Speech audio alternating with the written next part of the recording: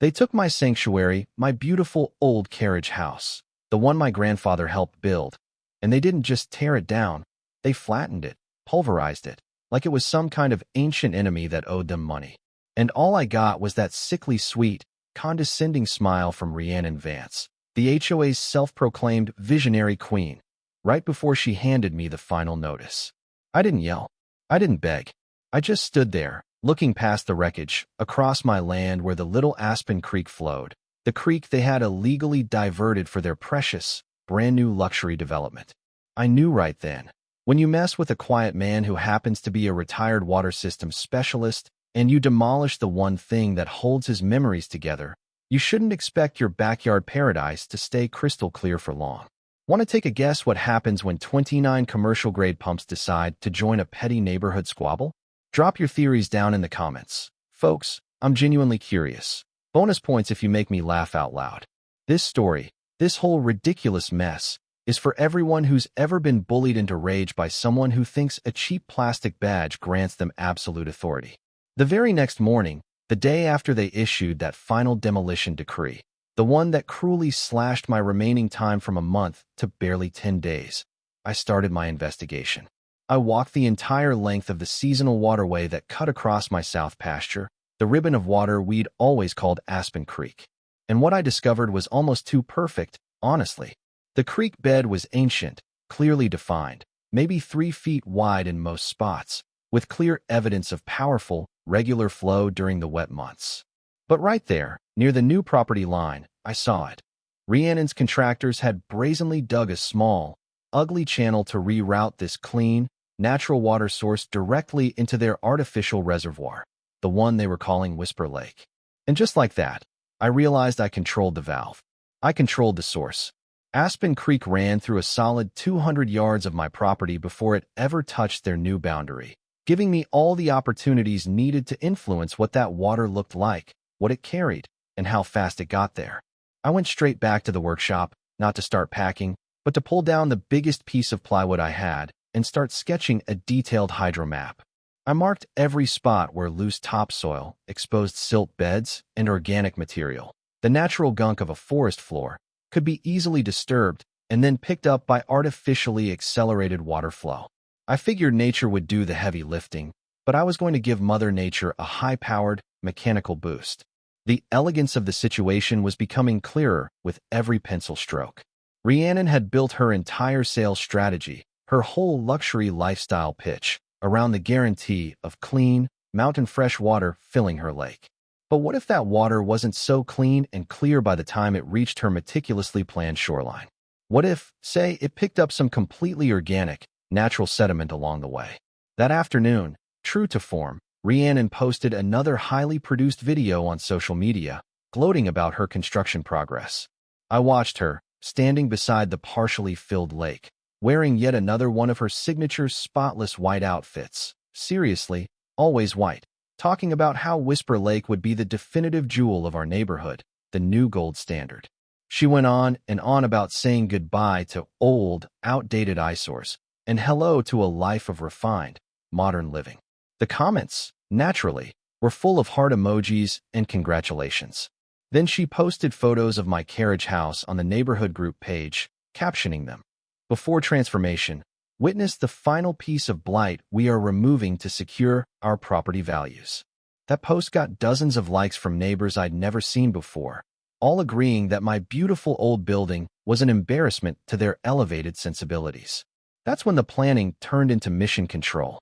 Between draining my savings, leveraging old trade-ins, and calling in every favor I'd earned over 30 years in the business, I managed to gather 30 pumps. Initially, everything from small residential units to industrial diesel beasts. Just enough. Gary Peterson, my neighbor across the drive, stopped by while I was testing one of the larger engines.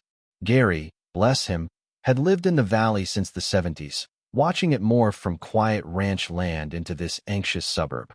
He was one of the few who'd openly and loudly opposed Rhiannon's election, warning everyone she'd bring nothing but overreaching regulation and trouble. "Heard about the 10-day thing, Ezra," Gary said, his eyes going right to the humiliating pink notice tacked to my workbench. "That woman's been running this place like a dictator since she moved in. already forced 3 good families to sell just over ridiculous paint codes and overgrown shrubs. I told Gary about the creek diversion and my rapidly growing arsenal of pumps. His weathered face cracked into a slow, knowing grin as I explained the topology.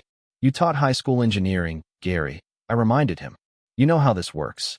Pressure, volume, and slope are my weapons here. He studied my hand-drawn flowcharts for a good long moment, nodding to himself. If you're going to do this, son, he said, his voice low and serious, you might as well do it right. Make sure that woman learns a lesson that settles deep enough she never forgets it.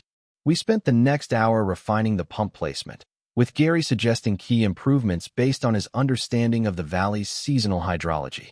The next evening, while I was scouting one last time, I had a close call that snapped me back to reality. I was checking a high turbulence zone near a steep bend when the muddy bank gave way under my foot. I slipped, nearly tumbled into the fast-flowing water, barely managing to catch myself on a juniper branch.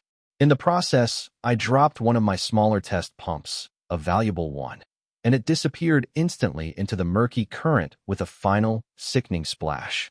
Standing there, soaked and muddy, I realized how spectacularly this whole plan could backfire if I wasn't careful. But as I watched Aspen Creek continue its steady flow toward Rhiannon's reservoir, I knew failure wasn't an option. She'd pushed me past the point of no return. I had 29 pumps left, but it was still more than enough for the singular, beautiful idea forming in my mind. If Rhiannon wanted to play games with property aesthetics, I would give her a masterclass in natural water management. Her perfect whisper lake was about to become something much more earthy.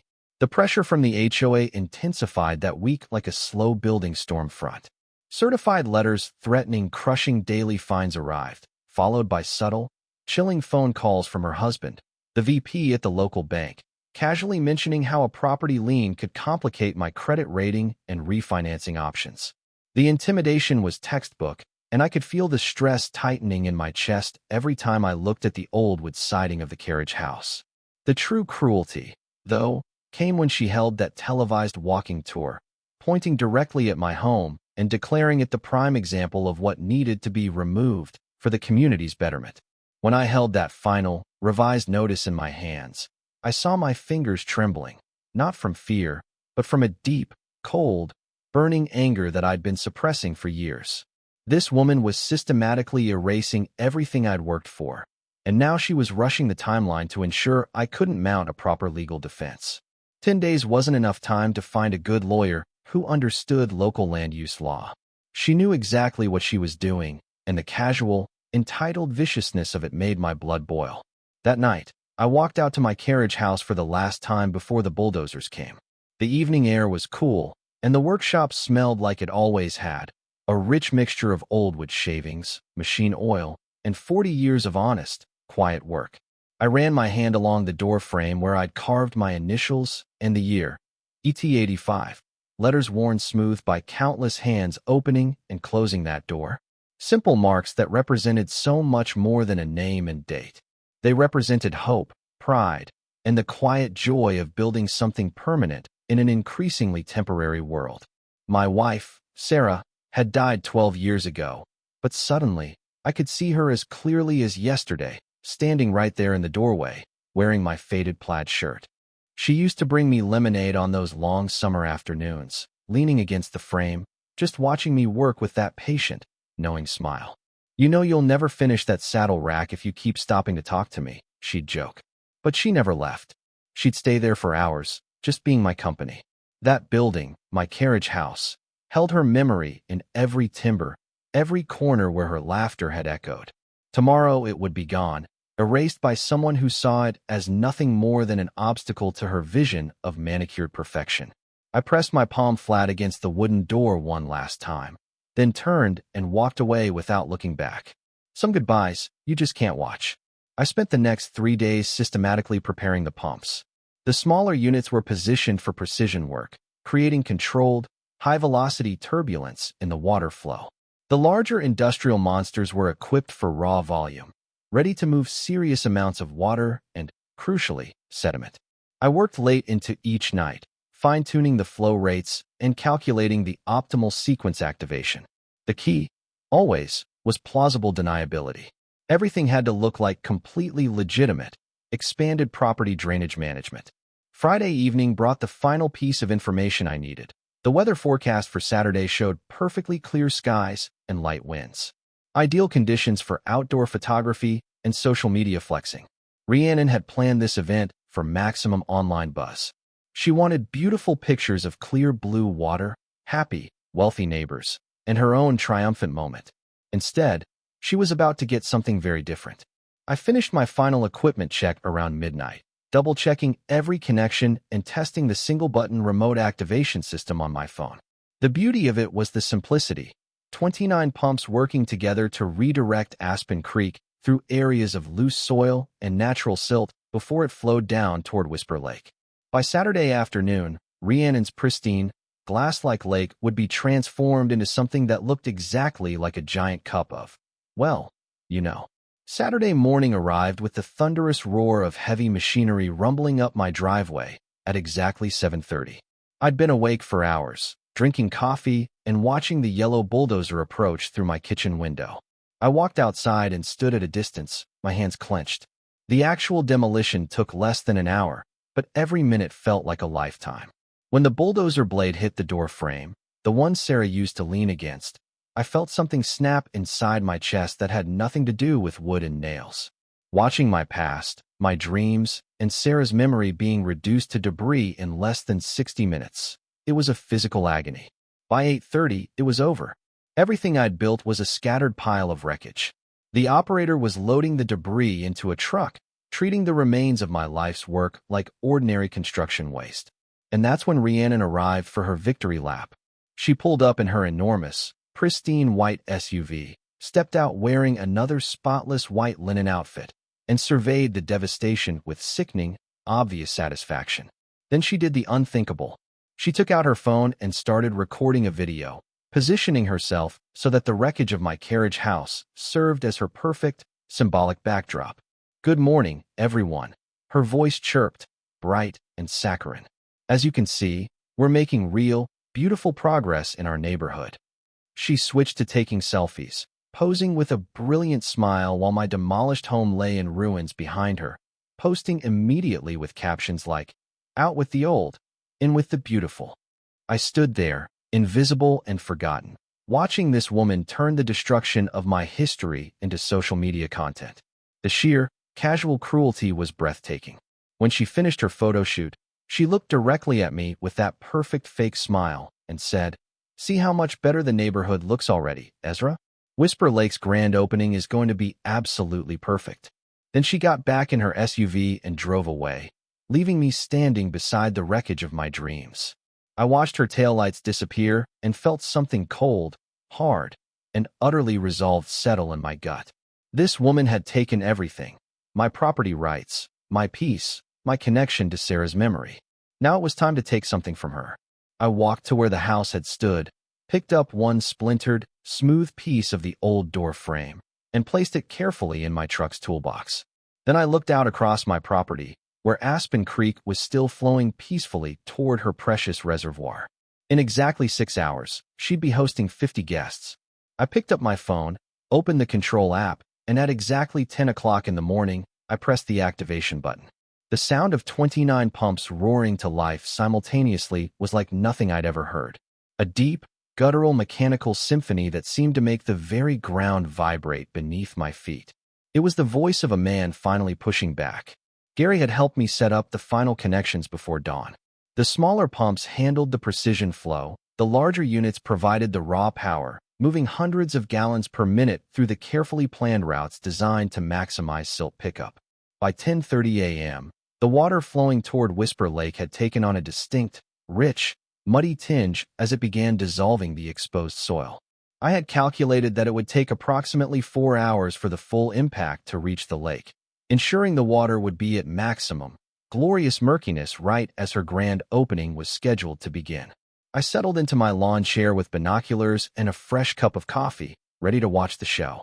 At 1 p.m., precisely an hour before the event, I watched through the lenses as Rhiannon arrived.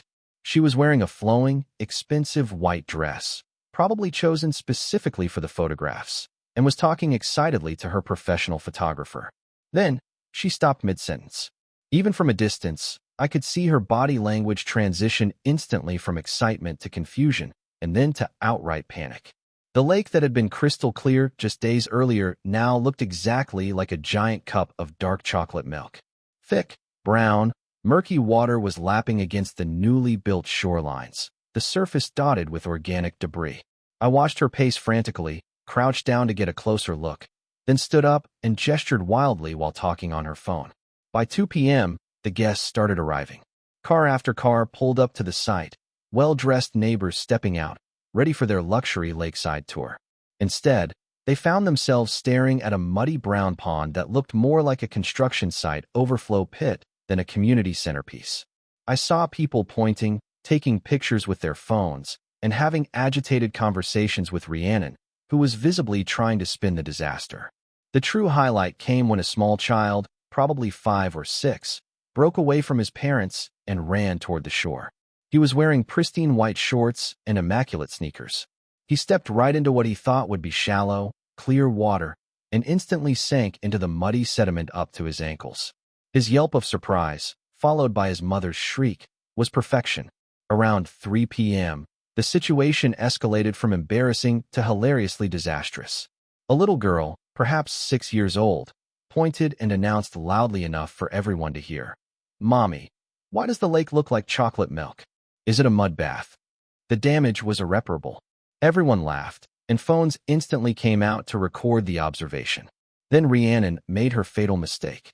Determined to prove the water was only superficially dirty, she hiked up her expensive white dress and stepped confidently into the murky edge. Immediately, her designer shoes sank several inches into the sticky sediment. She tried to back out gracefully, but the suction held her fast, and she lost her balance, falling backward into the thick, brown water with a magnificent splash. The look of shock and horror on her face was priceless. The crowd's reaction was immediate and merciless. Laughter erupted, and phones flashed as she struggled to get back on her feet. She finally managed to wade back to the shore, her white dress now completely the color of wet mud, her dignity utterly destroyed. I heard someone shout, "Hey Rhiannon, what's the swimming schedule?" which triggered another massive round of laughter. Sitting on my porch, watching this unfold, I felt a deep, cleansing sense of natural justice. I didn't need to fight her. I just let physics and gravity, with a little mechanical nudge, do the work for me. By 4 p.m., the party was a total failure. Rhiannon was left standing alone by the muddy lake, wrapped in a towel, staring at the disaster. Then, she turned and started walking directly toward my house. She reached my front door around 4:30, still wrapped in the muddy towel, her expensive shoes squelching with every step. Her perfect, manicured appearance was completely ruined, but her eyes were blazing with pure, focused fury. "Ezra Thorne," she screamed before I even opened the door. "I know you did this. This is sabotage, and I'm calling the police and the EPA." I stepped out onto the porch, keeping my expression calm and neutral, relishing the contrast between my dry clothes and her sodden, muddy rage. She launched into a furious tirade, but I let her finish before responding in the most reasonable, almost apologetic tone I could muster. "Rhiannon, I've just been running some expanded irrigation to manage drainage on my property after the demolition. Everything I'm doing is completely legal on my own land." I paused, meeting her eyes. "If your lake is having water quality issues, perhaps you should check whether your contractors obtained proper permits for diverting that seasonal creek." That last comment hit her like a physical blow. Her face went slack beneath the mud stains, and the anger was replaced by stark, cold fear. "What do you mean about permits?" she whispered. I gently explained that seasonal waterways were typically protected, and unauthorized diversion usually required specific permits from the county. "I'm sure your contractors handled all that paperwork," I said innocently.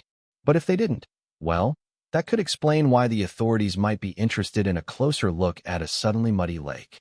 The next morning, I woke up to the sound of official vehicles pulling up to the Whisper Lake site. Men in uniforms were walking around with clipboards.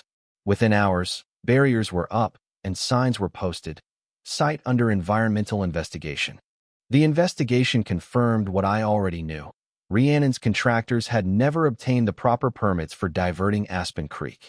The project was immediately halted, and Rhiannon Vance was facing substantial fines, plus the enormous cost of restoring the natural waterway. The muddy lake would have to be drained and the dam removed. The community's reaction was swift. Within 2 weeks, Gary Peterson organized a petition, and Rhiannon was voted out as HOA president by a massive margin. Gary was elected the new president on a platform of reason and respect for property rights. I quietly shut down my pumps and watched as Aspen Creek gradually returned to its natural flow.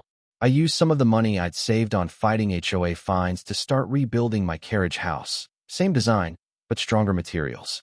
Gary helped me pour the foundation, and several of the neighbors who had originally supported the demolition, once they understood the true, self-serving nature of Rhiannon's actions, volunteered to help with the construction. A few days ago, I saw a moving truck parked outside Rhiannon's house. She never said a word to anyone, just quietly loaded her belongings and left. Exactly like people do when they know they've been beaten fair and square by the facts. Her house is already on the market, listed for significantly less than what they paid. Apparently, associating your name with environmental violations isn't great for property values. Today, my new carriage house is finished. Same design as the one I built back in '85, but stronger, built to last. Gary helped me hang a sign that reads, "Thorn Carriage House, rebuilt 2025. As I hammered in the final nail, he said, "Ezra, you taught this whole neighborhood about respecting people's property and minding their own damn business. That's a lesson this community needed." I put my hand on the wooden plaque and whispered, not to Gary, but to the memory of Sarah, "Not everything old needs to be replaced. Some things just need to be rebuilt, stronger than before." This house is proof that some values, some connections to the past, are worth fighting for. So, tell me, if someone tried to destroy the one most important thing in your life, what would you do? Would you seek complex legal help, or would you find a way to let physics and karma do the heavy lifting for you? Leave a comment and let me know your thoughts. I want to know where you stand on the line between right and fair. And hit that like button if you think Rhiannon Vance got exactly what she deserved. Water always finds its own level, and bullies always get what's coming to them eventually. Sometimes justice flows as naturally as a mountain creek, and sometimes it just needs a little help from 29 water pumps and a quiet man who finally had enough.